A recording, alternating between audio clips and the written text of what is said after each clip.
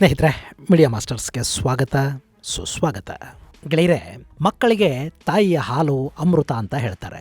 ಆದರೆ ಅಂಥ ತಾಯಿ ಹಾಲೇ ಈಗ ವಿಷ ಆಗ್ತಾ ಇದೆ ಅನ್ನೋ ಸುದ್ದಿ ಬರ್ತಾ ಇದೆ. ಬಿಹಾರದ ನಾನಾ ಜಿಲ್ಲೆಗಳಲ್ಲಿನ ತಾಯಿಯ ಹಾಲು ಮಕ್ಕಳಿಗೆ ಭಯಾನಕ ಕಾಯಿಲೆಗಳು ಬರೋ ಹಾಗೆ ಮಾಡ್ತಾ ಇದೆ.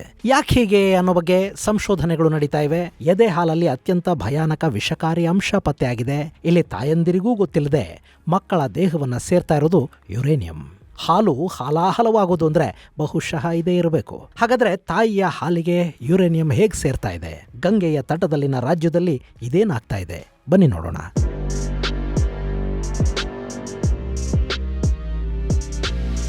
ಸ್ನೇಹಿತರೆ, ಇದು ಕಲಿಯುಗ. ಇಲ್ಲಿ ತಾಯಿಯ ಹಾಲು ವಿಷ ಆಗತ್ತೆ ಅನ್ನೋ ಹಿರಿಯರ ಮಾತುಗಳು ನಿಜ ಆಗ್ತಾ ಹೋಗ್ತಾ ಇವೆ. ಗಂಗಾ ತಟದ ಬಿಹಾರ ಇಂಥದೊಂದು ಆತಂಕಕಾರಿ ವಿದ್ಯಮಾನಕ್ಕೆ ಸಾಕ್ಷಿಯಾಗ್ತಾ ಇದೆ. ಅಲ್ಲಿನ ಖಗಾರಿಯಾ, ಸಮಿಷ್ಟಿಪುರ, ಬೆಗುಸರಾಯ್, ಕಟಿಹಾರ್, ಭೋಜ್ಪುರ್, ನಲಂದಾ ಮುಂತಾದ ಕಡೆಗಳಲ್ಲಿ ಇಂಥ ಸಮಸ್ಯೆಗಳು ಹೆಚ್ಚಾಗಿ ಕಾಣ್ತಾ ಇವೆ. ಈ ಭಾಗದಲ್ಲಿನ 20ರಿಂದ 35 ವರ್ಷದ ಒಳಗಿನ ತಾಯಂದಿರ ಎದೆ ಹಾಲಲ್ಲಿ ಯುರೇನಿಯಂನ ಅಂಶ ಪತ್ತೆಯಾಗ್ತಾ ಇದೆ. ಇದು ಚಿಕ್ಕ ಮಕ್ಕಳ ದೇಹದೊಳಗೆ ಭಾರಲೋಹ ಅಂದ್ರೆ ಹೆವಿ ಮೆಟಲ್ ಸೇರೋ ಹಾಗೆ ಮಾಡ್ತಾ ಇದ್ದು, ಆ ಮಕ್ಕಳಲ್ಲಿ ಕ್ಯಾನ್ಸರ್ನಂಥ ಅಪಾಯಕಾರಿ ರೋಗಗಳು ಹರಡುವ ಸಾಧ್ಯತೆ ಹೆಚ್ಚಿದೆ ಅಂತ ಆರೋಗ್ಯ ಇಲಾಖೆ ಹೇಳ್ತಾ ಇದೆ. ಸ್ನೇಹಿತರೆ, ಈ ಅಂಶ ಬೆಳಕಿಗೆ ಬರೋದಕ್ಕೆ ಕಾರಣ ಆಗಿದ್ದು ಕೂಡ ಇಂಥದ್ದೇ ಮತ್ತೊಂದು ಆಘಾತಕಾರಿ ಸುದ್ದಿ. ಬಿಹಾರದಲ್ಲಿ ಮಕ್ಕಳ ಆರೋಗ್ಯ ವಿಪರೀತ ಮತ್ತು ವಿಲಕ್ಷಣ ಅನ್ನೋ ಹಾಗೆ ಕೆಡತೊಡಗಿದಾಗ ಏನಾಗ್ತಾ ಇದೆ ಅನ್ನೋದನ್ನು ಅರ್ಥ ಮಾಡ್ಕೊಳ್ಳೋದಕ್ಕೆ ಅವರ ರಕ್ತ ಪರೀಕ್ಷೆಯನ್ನು ಮಾಡ್ತಾರೆ. ಆಗ ಎಳೆ ಮಕ್ಕಳ ದೇಹದಲ್ಲಿ ವಿಷಕಾರಿ ಅಂಶ ಪತ್ತೆಯಾಯಿತು. ಅದು ಒಂದೆರಡಲ್ಲ, ಬಹುತೇಕ ಮಕ್ಕಳಲ್ಲಿ ಅದು ಕಾಣಿಸೋದಕ್ಕೆ ಶುರು ಮಾಡಿದಾಗ ಆರ್ಸೆನಿಕ್ ಅಂಶಗಳು ಹೇಗೆ ಮಕ್ಕಳ ದೇಹವನ್ನ ಸೇರ್ತಾ ಇವೆ ಅನ್ನೋದನ್ನ ಪರೀಕ್ಷೆ ಮಾಡೋದಕ್ಕೆ ತಾಯಂದಿರನ್ನ ಪರೀಕ್ಷೆ ಮಾಡಬೇಕಾಗಿ ಬಂತು. ಆಗ ಗೊತ್ತಾಗಿದ್ದೇನು ಅಂದ್ರೆ ತಾಯಿಯ ಎದೆ ಹಾಲು ವಿಷ ಆಗಿದೆ ಅನ್ನೋದು. ಆ ಹಾಲಲ್ಲಿ ಆರ್ಸೆನಿಕ್, ಲೆಡ್, ಮರ್ಕ್ಯುರಿ ಅಂತ ಅಂಶಗಳು ಪತ್ತೆ ಆದವು. ಅಲ್ಲಿ ಸಂಶೋಧನೆಗಳನ್ನು ಮತ್ತಷ್ಟು ಹೆಚ್ಚು ಮಾಡಲಾಯಿತು.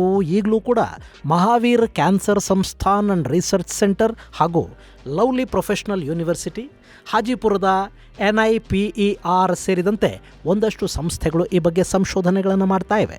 ಅವರು ಖಗಾರಿಯಾ, ಬೇಗುಸರಾಯ್, ಸಮಿಷ್ಟಿಪುರ, ಭೋಜ್ಪುರ್, ನಳಂದಾ ಹಾಗೂ ಕಟಿಹಾರ್ಗಳಲ್ಲಿ ತಾಯಂದಿರ ಹಾಲಿನ ಸ್ಯಾಂಪಲನ್ನು ಪಡ್ಕೊಂಡು ಅದನ್ನು ನಾನಾ ರೀತಿಯ ಪರೀಕ್ಷೆಗೆ ಒಳಪಡಿಸ್ತಾ ಹೋದರು.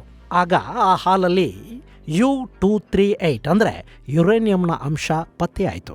ಅಲ್ಲಿ ಪ್ರತಿ ಲೀಟರ್ಗೆ 5.25 ಮೈಕ್ರೋಗ್ರಾಮ್ನಷ್ಟು ಯುರೇನಿಯಂ ಪತ್ತೆಯಾಯಿತು. ಗೆಳೆಯರೆ, ಹಾಲಲ್ಲಿ ಇಷ್ಟು ಯುರೇನಿಯಂ ಇದ್ರೆ ಸಮಸ್ಯೆ ಇಲ್ಲ, ಇದು ಅಪಾಯದ ಮಟ್ಟ, ಇಷ್ಟಿದ್ರೆ ಅಪಾಯ ಆಗತ್ತೆ, ಇದು ಅಪಾಯ ಮಟ್ಟದ ಕೆಳಗಿದೆ ಅಂತ ಯಾವ ಅಳತೆಗೋಲನ್ನು ಯಾರೂ ನಿಗದಿ ಮಾಡಿಲ್ಲ. ಆದರೆ 5 ಮೈಕ್ರೋಗ್ರಾಮ್ನಷ್ಟು ಯುರೇನಿಯಂ ಹಾಲಲ್ಲಿ ಸಿಗೋದು, ಅದು ಸಣ್ಣ ಮಕ್ಕಳಿಗೆ ಕೊಡೋ ಎದೆ ಹಾಲಲ್ಲಿದೆ ಅಂದರೆ ಅದು ಕಡಿಮೆ ಮೊತ್ತ ಏನಲ್ಲ ಅನ್ನೋದು ಸಂಶೋಧಕರ ಅಭಿಮತ.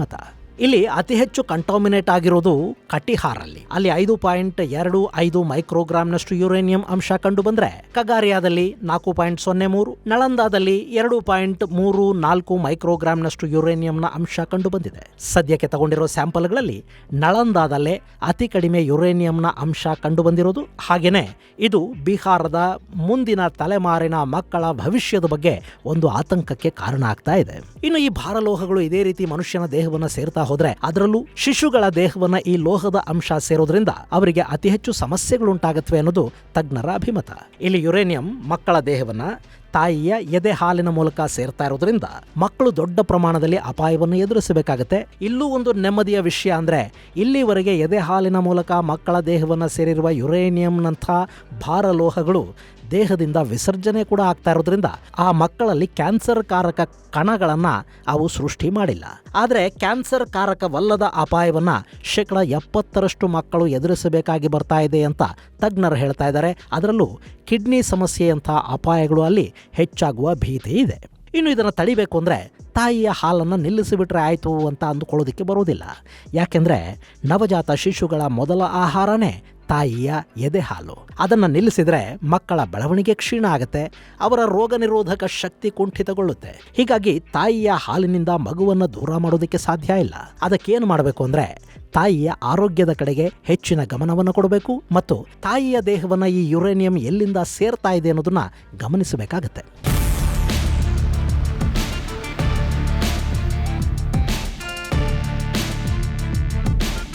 ಗೆಳೆಯರೆ, ಬಿಹಾರದ ಕೆಲ ಜಿಲ್ಲೆಗಳಲ್ಲಿ ಕುಡಿಯುವ ನೀರಲ್ಲಿ ಯುರೇನಿಯಂನ ಅಂಶ ಹೆಚ್ಚಿದೆ. ಅದೇ ತಾಯಿಯ ಹಾಲಿನ ರೂಪದಲ್ಲಿ ಮಕ್ಕಳನ್ನ ಸೇರ್ತಾ ಇದೆ ಅಂತ ಸಂಶೋಧಕರು ಹೇಳ್ತಾ ಇದ್ದಾರೆ.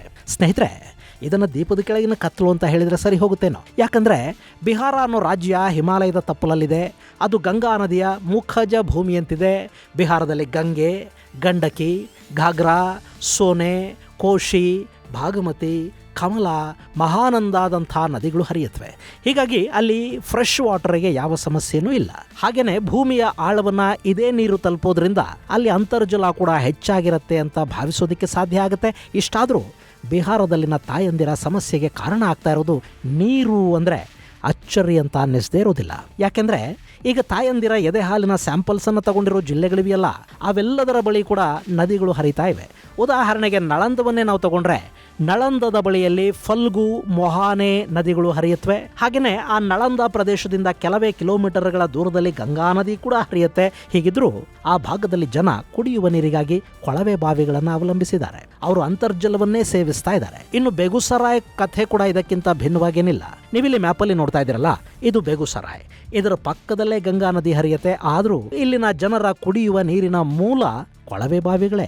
ಇನ್ನು ಸಮಿಷ್ಟಿಪುರದ ಬಳಿಯಲ್ಲಿ ಗಂಡಕಿ ನದಿ ಹರಿದ್ರೆ, ಭೋಜಪುರಲ್ಲಿ ಒಂದು ಕಡೆ ಗಂಗೆ, ಮತ್ತೊಂದು ಕಡೆ ಸೋನೆ ನದಿಗಳು ಹರಿಯುತ್ತವೆ. ಹೀಗೆ ಬಿಹಾರದಲ್ಲಿ ಈಗ ಸ್ಯಾಂಪಲ್ ಅನ್ನು ತಗೊಂಡಿರೋ ಗೋಪಾಲ್ಗಂಜ್, ಸರನ್, ಸಿವಾನ್, ಈಸ್ಟ್ ಚಂಪಾರಣ್, ಪಾಟ್ನಾ, ವೈಶಾಲಿ, ನಳಂದ, ಸುಫಲಾ, ಕಟಿಹಾರ್ ಮತ್ತು ಭಗಲ್ಪುರ್ ಸೇರಿದಂತೆ 11 ಜಿಲ್ಲೆಗಳಲ್ಲಿ ಕೂಡ ಇದೇ ಗ್ರೌಂಡ್ ವಾಟರ್ನಿಂದಲೇ ಸಮಸ್ಯೆ ಆಗ್ತಾ ಇರೋದು ಅನ್ನೋದು ಗೊತ್ತಾಗ್ತಾ ಇದೆ. ಸ್ನೇಹಿತರೆ, ನಮ್ಮ ಬೆಂಗಳೂರಿಗೆ 100 ಕಿಲೋಮೀಟರ್ ದೂರದಿಂದ ಕಾವೇರಿ ನದಿಯನ್ನು ಕುಡಿಯೋದಕ್ಕೆ ಕೊಡಲಾಗ್ತಾ ಇದೆ. ಚೆನ್ನೈಗೆ ಕೃಷ್ಣಾ ನದಿ ನೀರನ್ನು 400 ಕಿಲೋಮೀಟರ್ಗಳಷ್ಟು ದೂರದಿಂದ ಕೊಡ್ತಾ ಇದ್ದಾರೆ. ಹೀಗಿರುವಾಗ ಬಿಹಾರದ ಸರ್ಕಾರ ಇನ್ನು ಮುಂದಾದರೂ ಎಚ್ಚೆತ್ತುಕೊಂಡು ಅಲ್ಲಿನ ಜನರಿಗೆ ಶುದ್ಧ ಕುಡಿಯುವ ನೀರಿನ ವ್ಯವಸ್ಥೆಯನ್ನು ಮಾಡಬೇಕಾಗತ್ತೆ. ಅಂತರ್ಜಲವೇ ಪರಿಶುದ್ಧ ಅನ್ನೋ ನಂಬಿಕೆ ಮತ್ತು ವಿಶ್ವಾಸ ಈಗ ಉಳ್ಕೊಂಡಿಲ್ಲ.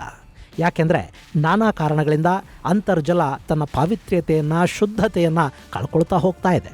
ಇದು ಅಂತರ್ಜಲವನ್ನೇ ಹೆಚ್ಚಾಗಿ ಬಳಸ್ತಾ ಇರೋ ಬಿಹಾರದಂಥ ರಾಜ್ಯಗಳನ್ನು ಸಮಸ್ಯೆಗೆ ಸಿಲುಕುವ ಹಾಗೆ ಮಾಡ್ತಾ ಇದೆ. ಅಲ್ಲಿ ನೆಲದಾಳದಲ್ಲಿರುವ ಹೇರಳವಾದ ಮಿನರಲ್ಸ್, ಅದರಲ್ಲೂ ಯುರೇನಿಯಂ ರಿಚ್ ರಾಕುಗಳು ಅಂತರ್ಜಲದಲ್ಲಿ ಖನಿಜ ಹೆಚ್ಚಾಗುವ ಹಾಗೆ ನೋಡ್ತಾ ಇವೆ. ಹಾಗೆಯೇ ಕಾರ್ಖಾನೆಗಳಿಂದ ಬರುವ ತ್ಯಾಜ್ಯ ನೀರು, ಕೃಷಿಗೆ ಬಳಸುವ ಫರ್ಟಿಲೈಸರ್ಗಳು ಹಾಗೂ ವೇಸ್ಟ್ ವಾಟರನ್ನು ಭೂಮಿಗೆ ಹರಿಸ್ತಾ ಇರೋದು, ಇದೆಲ್ಲ ಕೂಡ ಗ್ರೌಂಡ್ ವಾಟರ್ ದೊಡ್ಡ ಪ್ರಮಾಣದಲ್ಲಿ ಕಲುಷಿತಗೊಳ್ಳೋದಕ್ಕೆ ಕಾರಣ ಆಗ್ತಾ ಇದೆ. ನಾನಾಗಲೇ ಹೇಳಿದ ಹಾಗೆ 11 ಜಿಲ್ಲೆಗಳಲ್ಲಿನ ಗ್ರೌಂಡ್ ವಾಟರನ್ನು ಟೆಸ್ಟ್ ಮಾಡಿದ್ದಾರೆ. ಅದರಲ್ಲಿ ಯುರೇನಿಯಂನ ಅಂಶ ಅಪಾಯಕಾರಿ ಮಟ್ಟದಲ್ಲಿ ಕಂಡುಬಂದಿದೆ. ಸುಪಾಲಲ್ಲಿ 1 ಲೀಟರ್ ನೀರಲ್ಲಿ 82 ಮೈಕ್ರೋಗ್ರಾಮ್ಸ್, ನಳಂದಾದಲ್ಲಿ 77 ಮೈಕ್ರೋಗ್ರಾಮ್ಸ್, ವೈಶಾಲಿಯಲ್ಲಿ 1 ಲೀಟರ್ ನೀರಲ್ಲಿ ಸುಮಾರು 66 ಮೈಕ್ರೋಗ್ರಾಮ್ಗಳಷ್ಟು ಯುರೇನಿಯಂ ಕಂಡುಬಂದಿದೆ. ಇದು ವರ್ಲ್ಡ್ ಹೆಲ್ತ್ ಆರ್ಗನೈಸೇಷನ್ ಕೊಟ್ಟಿರೋ ಮಾನದಂಡಕ್ಕಿಂತಲೂ ತುಂಬಾ ಹೆಚ್ಚು ಅಂತ ಹೇಳ್ತಾ ಇದ್ದಾರೆ. WHO ಪ್ರತಿ ಲೀಟರಲ್ಲಿ 30 ಮೈಕ್ರೋಗ್ರಾಮ್ನಷ್ಟು ಯುರೇನಿಯಂ ಇದ್ರೆ ಓಕೆ ಅಂತ ಹೇಳುತ್ತೆ. ಆದರೆ ಬಿಹಾರದ ಈ 11 ಜಿಲ್ಲೆಗಳು ಸೇರಿದಂತೆ ಭಾರತದ ಒಟ್ಟು 18 ರಾಜ್ಯಗಳ 151 ಜಿಲ್ಲೆಗಳಲ್ಲಿನ ಅಂತರ್ಜಲ ಈ ರೀತಿ ಹೆಚ್ಚಿನ ಪ್ರಮಾಣದ ಯುರೇನಿಯಂ ಅಂಶವನ್ನು ಹೊಂದಿದೆ ಅನ್ನೋ ವಿಷಯ ಗೊತ್ತಾಗ್ತಾ ಇದೆ.